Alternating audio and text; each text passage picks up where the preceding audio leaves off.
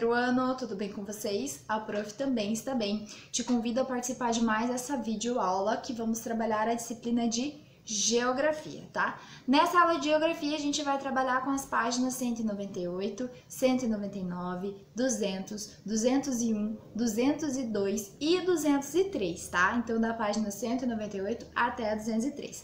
Vamos falar sobre os assuntos: cuidados com o meio ambiente. Vamos falar sobre bairro novamente e vamos falar sobre alguns deveres nossos. Vamos começar lá na página 198, então, falando sobre o meio ambiente. Todo mundo sabe que o meio ambiente é uma coisa muito importante, tanto para nós, pessoas, seres humanos, quanto para os outros seres vivos. E eu não estou falando só dos animais, né? Estou falando das plantas, de todos os ecossistemas, tudo que faz parte do meio ambiente. Nesta aula você vai conhecer a importância da preservação do meio ambiente. Agora é o horário da leitura, tá? Se você ainda não fez a leitura das páginas que a prof mandou no bilhetinho hoje de manhã, pausa esse vídeo agora, faça a leitura de todos os textos, de todas as questões que tem ali para responder, que daí você pega a prof dando a aula, mas já sabendo do assunto, com o conhecimento prévio, fica mais fácil de compreender o conteúdo, tá bom, terceiro ano? Vamos lá então. Você viu anteriormente que a água é um elemento natural muito importante para a vida na Terra e por isso precisamos preservá-la. Lembra? Da mesma forma, o ar, as plantas, os animais e outros elementos naturais também precisam de cuidados. Todos fazem parte do meio ambiente, que é tudo aquilo que envolve os seres vivos e os elementos não vivos. Os produtos que usamos no cotidiano são feitos de elementos da natureza. A madeira serve, por exemplo, para fazer móveis. Os minerais, como o alumínio e o ferro, são usados na fabricação de uma infinidade de objetos: panelas, bicicletas, latas de refrigerante, ferramentas, automóveis.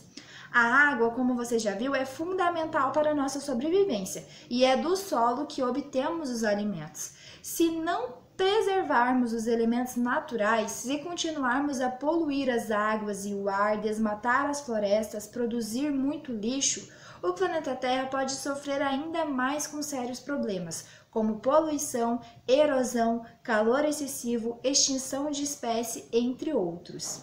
Por isso, cuidar do meio ambiente é fundamental para que possamos ter boas condições de vida hoje e no futuro. Atividade. Por que é importante preservar os elementos naturais? Aqui você vai escrever com suas palavras por que é importante cuidar do meio ambiente. Ali ele falou dos elementos naturais, que são eles: o ar, a terra, a água, os animais. Tudo que faz parte do meio ambiente, as plantas, cuidados com o solo, cuidados com o ar, sem exagero, sem desperdício, cuidar dentro da nossa casa para daí começar a sair para fora. Você vai escrever ali com as suas palavras o que nós podemos fazer para preservar o meio ambiente, tá bom? É muito importante que quando você for escrever ali com as suas palavras, você exalte a importância que o meio ambiente tem nas nossas vidas, no nosso dia a dia. Você já imaginou alguma vez na sua vida conseguir sobreviver sem o meio ambiente? Eu acho que é impossível. Você já parou para pensar nisso? É fundamental ele para nós, porque dele a gente tira tudo que a gente conhece, né? Ele é a nossa matéria-prima. Então ele é muito importante. Para que ele dure aí sendo saudável por muitas gerações, além das nossas, é fundamental que a gente consiga preservá-lo, tá? Agora lá na página 199. É importante fazermos a nossa parte. Todos somos responsáveis pelos cuidados com o meio ambiente e pequenas atitudes diárias podem tornar nossa moradia e nosso município lugares melhores para viver. Algumas delas são: economizar água, não desperdiçar alimentos, aproveitar todas as partes dos alimentos, se possível. A casca da banana, por exemplo, pode ser usada para fazer bolos. Não jogar lixo na rua ou na calçada, reaproveitar material reciclável como caixas de papelão e garrafas plásticas, economizar energia elétrica, não deixar luzes acesas sem necessidades, por exemplo, plantar árvores, cultivar plantas em casa, andar mais a pé ou de bicicleta pelo bairro. Além de não poluir, pode ser um passeio bem divertido. Então aqui o texto dá muitas ideias de como nós podemos fazer a nossa parte diariamente para preservar o meio ambiente. Que legal, né? Número 1. Quais das atitudes acima você pratica no seu dia a dia? Eu tenho certeza que uma dessas atitudes você consegue praticar aí na sua casa e com a sua família. Você vai marcar um xizinho em cada uma daquelas ali em cima que você pratica na sua casa, tá? E a partir de hoje, conhecendo esse texto, essas ideias, você vai tentar colocar mais atitudes positivas ainda no seu dia a dia.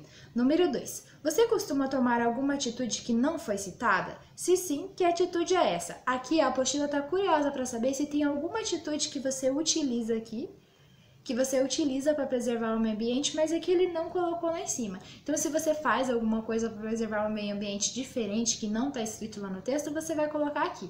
Se você não faz nada diferente do que está escrito lá, você pode deixar em branco. Número 3. Na sua opinião, ser cidadão é também cuidar do meio ambiente? Claro que sim, né? Cidadão é quando a gente cuida tanto da nossa casa quanto do que está por fora. Isso é ser um bom cidadão. Você não destrói, você coopera para o seu bem, para o bem de quem está próximo de você, na sua rua, no seu bairro. E você cuidando do meio ambiente, é lógico que você está sendo um bom cidadão, pois você está ajudando a cuidar coisa que não pertence só a você, coisa que não é só do seu interesse, mas sim do interesse de todo mundo. Você está ajudando a preservar. Número 4. Que cuidados recebe o meio ambiente no bairro onde você mora? Converse com alguém da sua família sobre o seu bairro e anote todas as informações no caderno para a próxima aula. Então aqui, vocês não precisam fazer essas anotações aí no caderno, mas conversa com a família de vocês. Se a sua família conhece alguma atitude que é tomada aí no bairro para preservação da natureza. Se o bairro tem, por acaso, alguma horta comunitária, se o bairro tem tratamento de esgoto, se tem alguém no bairro aí que cuida para que as ruas fiquem limpas, se tem coleta de lixo certinho, se alguém fica acendendo fogueira aí de noite para fazer aquele arzinho poluído no fim da tarde, você vai comentar aí com a sua família e vai ver o que a sua família tem para responder para você, tá? Agora lá na página 200, essa página 200 e página 201 vai ter uma atividade muito legal, hein? Fique ligado. Antes de você saber qual é a atividade, você precisa pausar essa aula para fazer a leitura, senão você não vai entender nada, tá? Assim que você terminar de fazer a leitura, continue esse vídeo que a prof vai fazer novamente a leitura junto com você e vai explicar a atividade dessa aula aqui, tá? Onde eu gostaria de viver? Você já parou para pensar nos problemas que existem na rua, no bairro ou no município onde você mora e nas melhorias que poderiam ser feitas? É muito importante que todos deem ideia para transformar o lugar onde moram.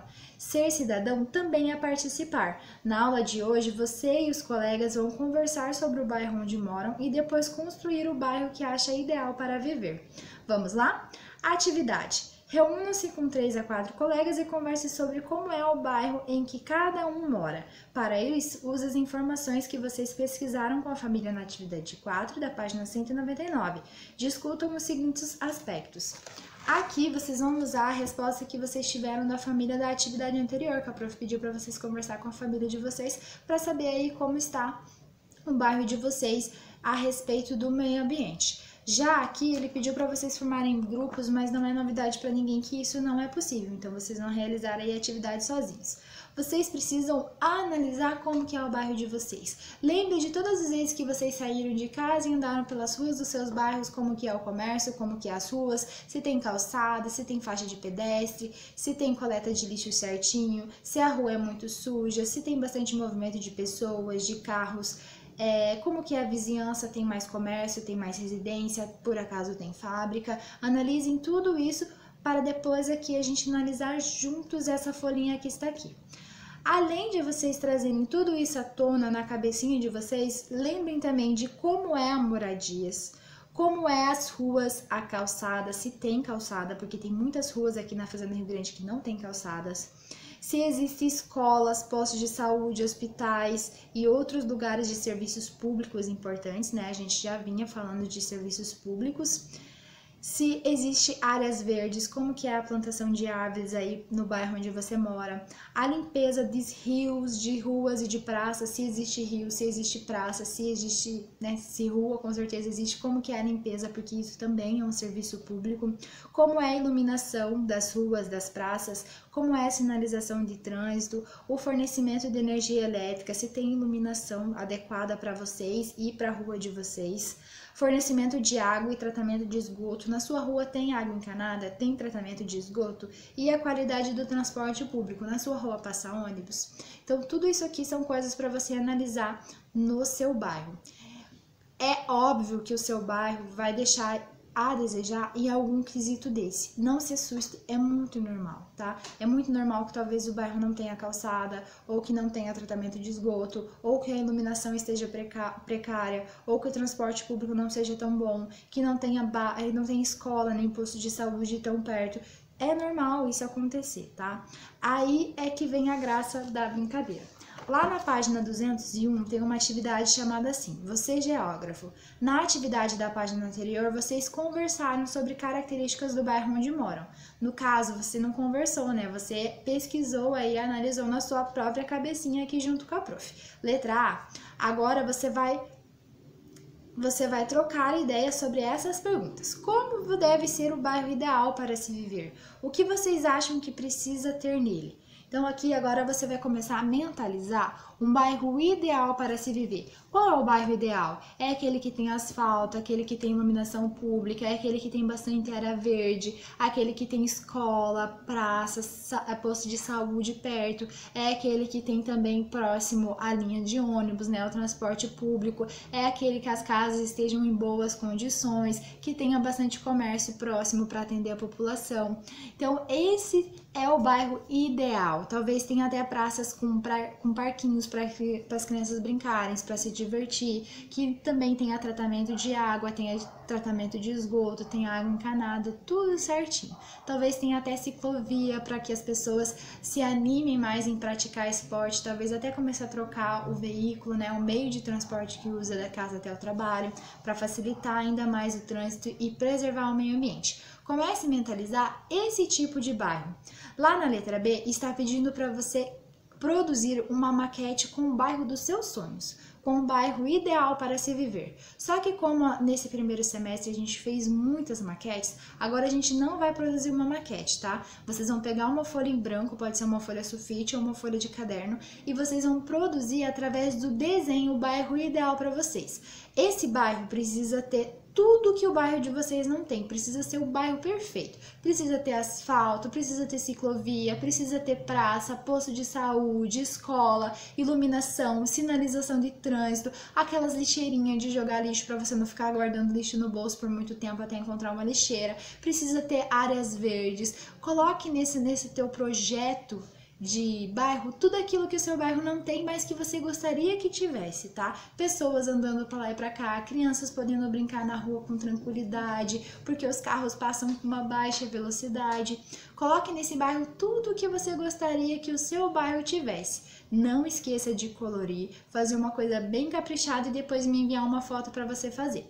Atenção, não é para desenhar um parque de diversões, hein? Eu quero concentração para fazer esse trabalho. É um bairro, vocês precisam trazer a realidade para o desenho de vocês, tá? Realidade para o trabalho de vocês, pessoal. Não me venham com montanha-russa no meio do bairro, com um trem fantasma, não. Tragam a realidade. O que um bairro precisa para ser ideal para se viver, tá?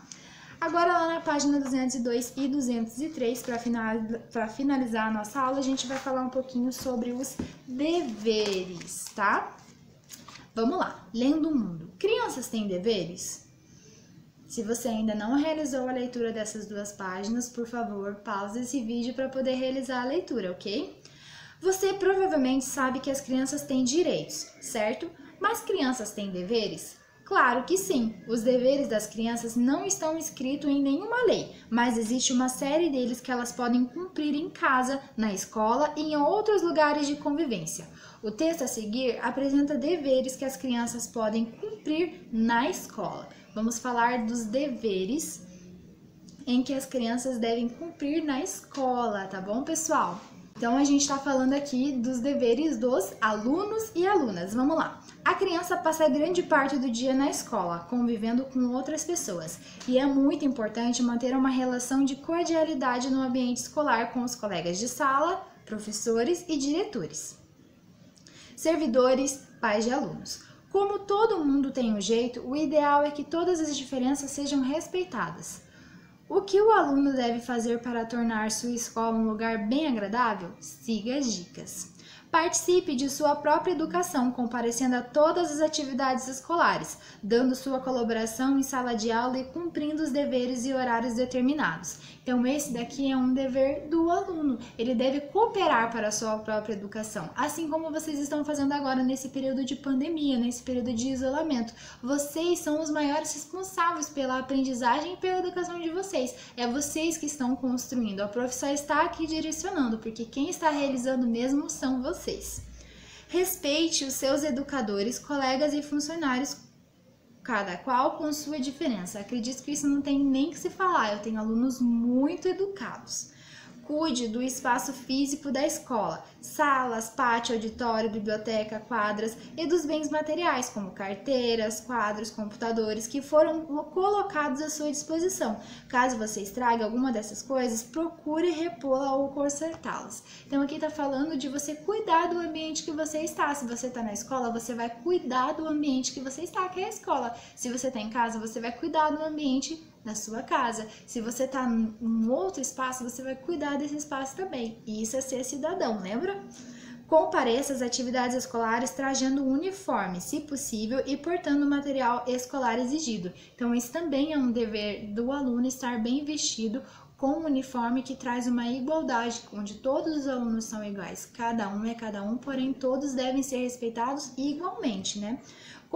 Coopere para a boa conservação dos móveis da escola, equipamentos e material escolar, colaborando também para manter a escola em boas condições de limpeza. Por mais que a nossa escola seja particular, muitos de vocês sabem que a gente tem algumas obrigações, como arrumar a nossa bolsa quando a gente chega em sala, não deixar a bolsa jogada no chão, organizar a nossa carteira, depois do lanche limpar a bandeja, limpar a carteira. Se você fez alguma atividade de recorte, catar os papelzinhos que você deixou jogado no chão, isso é cuidar do espaço que você está usando. Não leve para a escola objetos que representem perigo à saúde, à segurança e à integridade física da comunidade escolar. Então você não pode levar para a escola nenhum objeto, nem que até mesmo seja um brinquedo que seja perigoso para você ou para outro colega seu, né?